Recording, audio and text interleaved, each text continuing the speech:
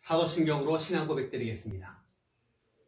전능하사 천지를 만드신 하나님 아버지를 내가 믿사오며 그 외아들 우리 주 예수 그리스도를 믿사오니 이는 성령으로 잉태하사 동정녀 마리아에게 나시고 본디오 빌라도에게 고난을 받으사 십자가에 못 박혀 죽으시고 장사한 지 사흘 만에 죽은 자 가운데서 다시 살아나시며 하늘에 오르사 전능하신 하나님 우편에 앉아 계시다가 저리로서 산자와 죽은 자를 심판하러 오시리라. 성령을 믿사오며 거룩한 공예와 성도가 서로 교통하는 것과 죄를 사하여 주시는 것과 몸이 다시 사는 것과 영원히 사는 것을 믿사옵나이다. 아멘. 찬송가 445장입니다.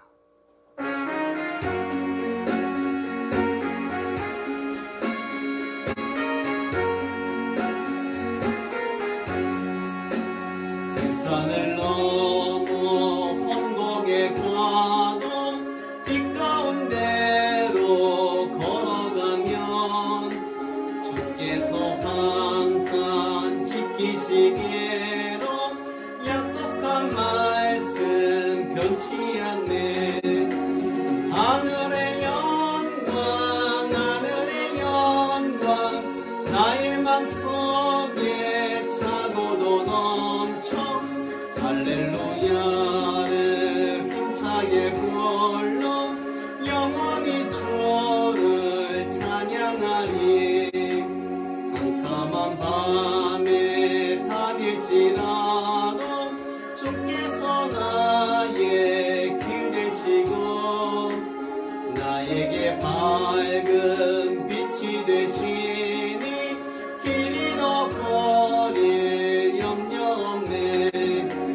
하늘의 영광 나의 맘속에 차고도 넘쳐 할렐루야를 힘차게 불러 영원히 주를 찬양하리. 광명한 그빛 마음에 받아 찬란한 천국 바라보고 할렐루야를 힘차게 불러 날마다 빛에 걸어가리. 하늘의 영광 나의 맘속에 차고도 넘쳐 할렐루야를 힘차게 불러 영원히 주를 찬양하리.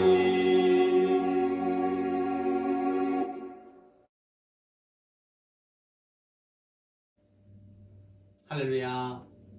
오늘도 주 앞에 나와 예배하는 여러분에게 하나님의 축복이 넘쳐나시기를 주님의 이름으로 축원을 드립니다. 하나님이 원하시는 것이 무엇일까요? 그것은 바로 순종입니다. 그냥 순종이 아닌 철저한 믿음의 순종.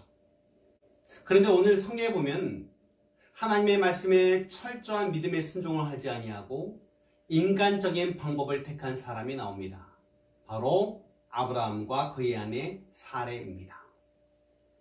여러분, 75세 할머니와 85세 할아버지에게 아들을 낳을 것이다, 이 말씀은요, 하나님의 엄청난 축복이지만 때론 고통일 수 있습니다. 내가 그냥 평범하게 살아갔는데 어느 날 하나님께서 내가 너를 사용하리라, 이 말씀이 나에게 축복으로 다가올 수 있겠지만 그것이 갈등이요 고통일 수 있다는 것입니다. 왜요? 지금까지 내가 갖고 있었던 그 그릇을 깨야 하기 때문입니다. 오늘 창세기 16장은요, 믿음이 전혀 없는 아브라함과 사라의 인간적인 방법을 보여줍니다. 16장 2절 말씀. 사라가 아브라함에게 이르되 여호와께서 내 출산을 허락하지 아니하셨으니 원하건대 내 여종에게 들어가라. 내가 혹 그로 말미암아 자녀를 얻을까 하노라 하매 아브라함이 사라의 말을 들으니라.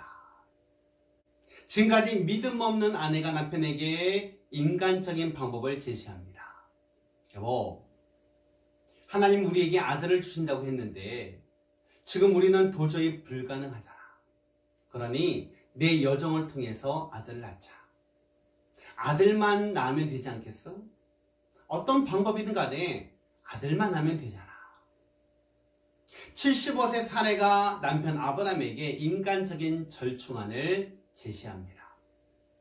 사례의 마음에도 하나님의 뜻을 지키려는 마음이 있었겠지요. 하지만 사례는 하나님의 말씀에 대한 확고한 믿음, 그것이 없었기 때문에 인간적인 방법을 제시했던 것을 보게 됩니다.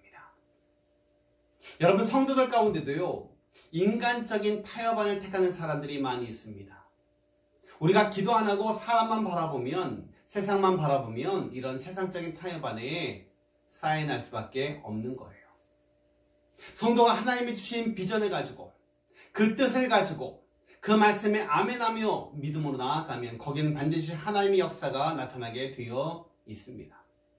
믿음은요, 싹이 트고 잎이 나고 열매가 맺게 되어 있습니다. 믿음은요, 산을 옮길 수 있는 거예요. 여러분들이 예수 믿은 지 얼마 안 돼도 괜찮습니다. 그 가정에서 부부가 믿음으로 하나님 말씀에 순종하며 말씀을 선포하며 나아가면 그 가정은 반드시 하나님의 기적을 체험하게 될 줄 믿습니다. 그런 가정은요, 그런 부부는요, 향후 10년 안에 믿음의 큰 나무가 되어 있는 거예요. 그러니까 세상적인 타협안, 인간적인 방법을 찾지 말고 믿음의 순종을 찾는, 믿음의 순종을 결정하는 여러분들이 되시기를 바랍니다. 그런데 오늘 아브라함과 사례는요, 인간적인 방법을 택합니다. 아내가 인간적인 방법을 제시하니까 남편 아브라함이 거기에 동의를 하지요. 2절 말씀 끝부분에 보니까는 아브라함이 사례의 말을 들으니라. 아브라함이 아내 사례의 절충안에 도장을 찍는 것을 보게 됩니다. 여러분, 이런 부부는요, 절대로 하나님의 기적을 만들어낼 수 없습니다. 부부가 인간적인 방법으로 하나가 된다? 이것은 하나가 되는 것이 아닙니다. 같이 묻어지는 거예요. 결국 어떻게 되었어요? 16절 보니까는 하갈이 아브라함에게 이스마엘을 낳았을 때에 아브라함이 86세였다. 아들을 낳았는데 어떤 자녀입니까? 믿음의 자녀가 아니었어요. 세상적인 자녀, 절충안의 인간적인 자녀였다는 것입니다. 아브라함과 사례는요, 다만 아들을 낳는 게 목적이었어요. 그러니까 인간적인 방법을 가지고, 타협안을 가지고 세상적인 자녀 이스마엘을 낳았던 것입니다. 그러니까 어떻게 되었습니까? 인간적인 방법은 결국 나에게 고통으로 돌아오게 되었다는 것이에요. 16장 4절 말씀, 아브라함이 하갈과 동침하였더니 하갈이 임신함에 그가 자기의 임신함을 보고 그의 여주인을 멸시한지라. 타협안을 가지고 인간적인 방법을 가지고 다른 사람보다 먼저 가고 앞서가는 것 같았지만 결국은 세상적인 타협안은요, 앞서가지 않았다는 거예요. 그것이 나에게 부메랑처럼 고통으로 돌아왔다는 것입니다. 여러분, 타협안은 안 됩니다. 인간적인 방법은 안 됩니다. 좀 늦어도 괜찮습니다. 하나님의 방법을 택하십시오. 그것이 바로 빠른 길입니다. 결국 이 타협안은요, 시간만 낭비하게 되었습니다. 16절 말씀, 하갈이 아브라함에게 이스마엘을 낳았을 때에 아브라함이 86세였더라. 16장 마지막 절에 아브라함이 86세였는데 바로 17장에 들어가서 하나님이 몇 세에 나타나셨습니까? 17장 1절 말씀. 아브라함이 99세 때에 여호와께서 아브라함에게 나타나서 그에게 이르시되 나는 전능한 하나님이라. 너는 내 앞에서 행하여 완전하라. 인간적인 방법으로 하나님의 방법에 순종하지 않고 이스마엘을 낳은 순간 하나님은요, 아브라함을 떠나셨습니다.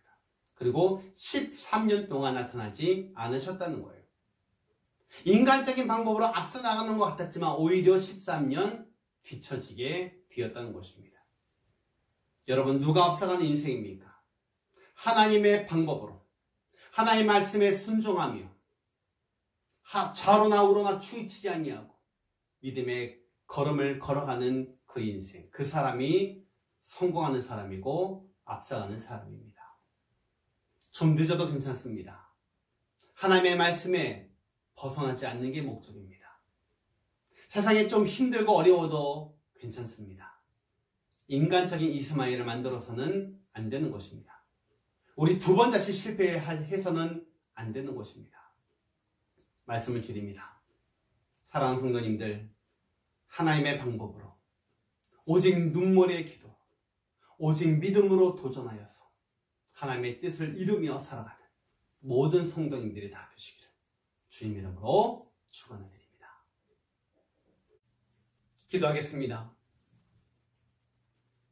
지금은 우리 구주 예수 그리스도의 은혜와 하나님 아버지의 극진하신 사랑하심과 성령의 충만하신 은혜가 주 앞에 나와 예배하며 믿음의 역사를 이루며 살기를 소원하는 사랑하는 모든 성도들 머리 위에 지금부터 영원토록 함께 있을지어다. 아멘.